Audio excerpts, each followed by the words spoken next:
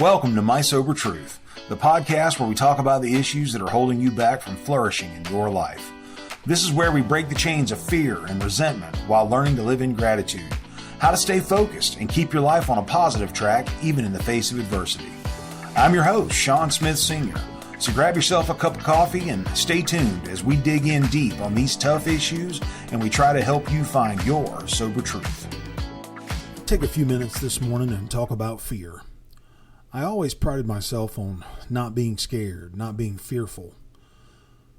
And that was the image that I portrayed to the world, that I was a big, tough guy who could handle my own stuff, and I never needed anyone.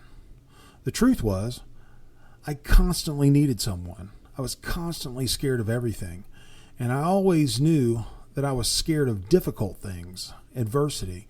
I knew that I was scared of other people. I was scared of people not liking me. I was scared of a lot of adverse things. I knew that about myself. I didn't like adversity. But until I really got into the 12-step program of recovery and started doing some real digging on myself, what I didn't realize is just how deep-seated my fear of success was. My fear of success probably throttled me more than any other thing in life. And it all feeds back into that never-ending circle of addiction that I was just caught up in and couldn't get out of. I was kind of ashamed of myself. I wasn't kind of ashamed of myself. I was deeply ashamed of myself and the life that I had made for myself, which was not a very good life. I wasn't being good. On most levels of just being a human being, I wasn't being a good dad. I wasn't being a good son. I wasn't being a good brother. I wasn't being a good friend. I just wasn't being a very good guy. So while thinking that I was a good guy and I had good intentions, those good intentions allowed me to perceive myself as a good person. But my actions spoke vastly different things about me. So this fear of success got worse and worse and worse as the years went on. And because of this circle of addiction where I felt lousy about myself, so I would drink to cover up those feelings, and then I would use drugs to cover up those feelings, to mask them. And then I would wake up the next day and feel even worse about the new things that I had just done. So it's just this never-ending cycle of I hate myself for doing these things, so let me drink and drug to cover up these feelings. Oh, I just did some more things that caused me to be even more messed up in the head. I wake up in the morning and I tell myself I'm not going to drink. And then those feelings start closing in of how inadequate I feel, how lousy I feel. Those feelings close in more and more and get heavier, and the next thing you know, I'm drinking, even when I promised myself I wasn't going to. It was never a very good state to be in. I never really could get out of that circle, and because I kept failing at being a decent human being, my thoughts were that I couldn't be a decent human being. So those thoughts fit into my fear of success.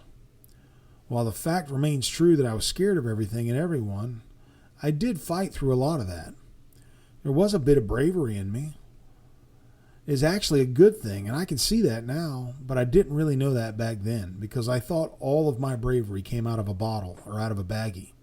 So I didn't know that I was as good of a person as I really was deep down inside, and those intentions are actually who I am. Intentions aren't good for anything. Intentions are useless unless you put some action with them, unless you put your best foot forward and actually try to be the person you intend to be. Other than that, intentions don't mean anything. So what we're really talking about here is fear. Fear of doing right, fear of doing wrong, fear of being a good guy, fear of being a bad guy. Every which way I turned, I was scared. And I didn't know how to get out of that circle of addiction that kept perpetuating that fear. The 12 steps worked for me. I mean, here I sit. Doesn't mean I'm not still scared. It just means that now I try to get my actions to line up better with my intentions. My intentions were always good. I always wanted to do right. I just didn't do it.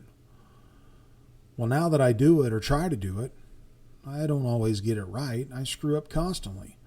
But the difference is now I see those screw-ups, and I'm not covering them up. I'm not covering up those emotions with alcohol so I can see it for what it is. Then I can use that, turn it around, and make a better life for myself, for my family, for the people I love, for friends, for coworkers. Things get better because I'm a better person. Am I perfect? Not even close. I'm so far from that it's not even funny, but I am a much better person than I was. The difference is that these days I can look myself in the mirror. I know my intentions more closely align with my actions. So this is where this huge thing for me comes into play, and that's peace and purpose. When I don't have to be afraid of my own fear, when I can just face it and move on, that brings peace. And I already know that my intentions are good. That brings purpose. Therein lies peace and purpose. It's hard to do that when you're fighting just to try not to be afraid every day. Well, I don't have to fight being afraid anymore. I know that I'm afraid of things. And I know that things scare the crap out of me. But I also know that I'm going to own up to them. And I'm going to face them. And I'm going to move forward. I'm going to try and do my best in the best way that I can. And when I mess up, I'm going to say I'm sorry. I'm going to mean it. I'm going to try not to do that again. And then I can move on in my life and live my life with some peace and some purpose. And I don't have to live in fear. Thanks, everybody. Love you.